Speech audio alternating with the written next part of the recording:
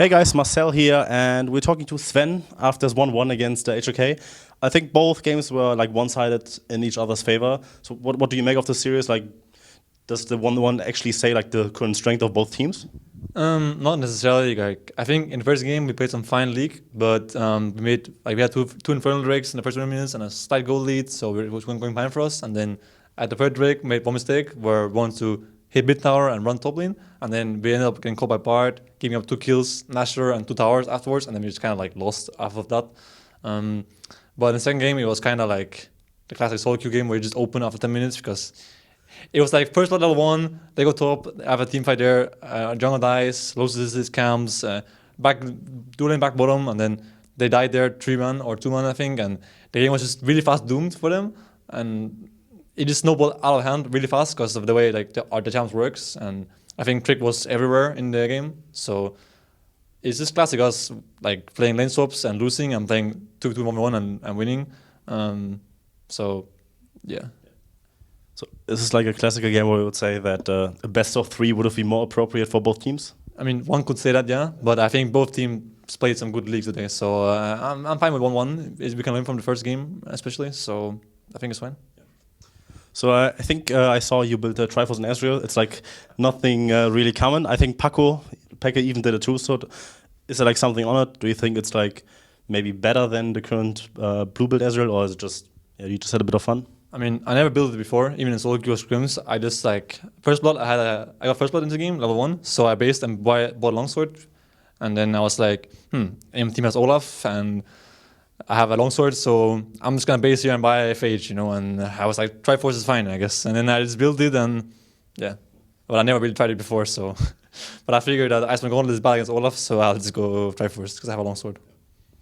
So obviously, coming into this week, you guys had a minor roster change. I would say that one top laner left the team, and now you have to kind of adapt to like expect, right? How is he doing so far in the team? Like, how is his English? Maybe can you give like a bit more insight on that? So Dae-han, expect English is actually good at understanding. Like I can tell him something. So here I wanted to push on the third wave, not the second wave lane swap. And he's like, okay, and he understands well, but he doesn't speak so well. But it's going better every day. Joey Youngbug is trying to help him with, like telling him every night, collapse mean what? And he's like, collapse mean mid and bot, go mid. I mean top and bot, go mid, you know, and sandwich, and telling him second wave means this and so on. So teleport, use stop, teleport priority and so on. So it's going better, I think going in the right direction. So as the weeks goes on, I think he'll be totally fine.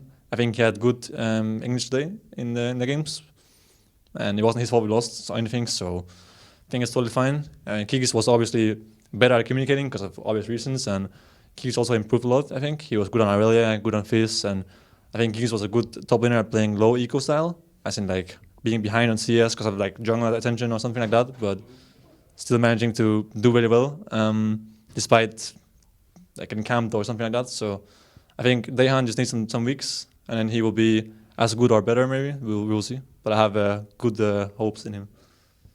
Okay. Bit more about the team dynamic maybe. So G2, you guys are at the top of the standing right now, probably as expected, as from many people. What's it like in the team right now? Like, do you think that you have like more room to improve? What do you make of Europe in general? Like, is the level right now not as good maybe? I think the level is still good. It's just that right now the teams are not, like, I think the level is still there, but teams are not showing it right now. It's more likely what I think is the right way. But I think that from our 2 losses, we learned a lot, I think, especially from the game against Rocket. We learned so much from that game about what we are flawed as a team, that we didn't know how to end the games so well, because scrims in the EU tends to FF way too early. So you do most of the time just play early games, and then someone just FFs at minute 15 or 20, and at the time there's not even Nasher spawned yet, you know. So we didn't really do Nasher correctly, but now we learn from that, and I think the more we lose and more we play, we are improving a lot. So I think Europe is still going in the right direction, but I think that NA's structure and also their bootcamps has paid off for them, because I see some of their games, I think they're actually good. So. Okay, lose means improve, guys. Thank you so much. It is, yes? Yeah, it does. Lose is actually improve most of the time, because if you stomp everyone, you don't improve as much, because you don't know if you're actually good or if they're just bad, you know. So it helps to lose sometimes. All right, it helps to lose sometimes. Thank you so much for this interview, and very cool answer on the team dynamic for Kikis and how they expect things are going to work out. And if you want to check out more interviews, we have you covered at theScore Esports, of course, and make sure to check out our other interviews, and see you guys next time.